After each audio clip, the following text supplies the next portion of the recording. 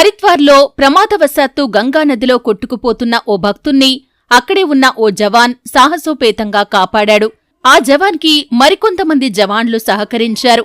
ఉధృతంగా ప్రవహిస్తున్న నీటిలో ప్రాణాలు సైతం లెక్క చేయకుండా ఒక భక్తుణ్ణి కాపాడిన జవాన్లకు నెట్టింటా ప్రశంసల జల్లు కురిపిస్తున్నారు.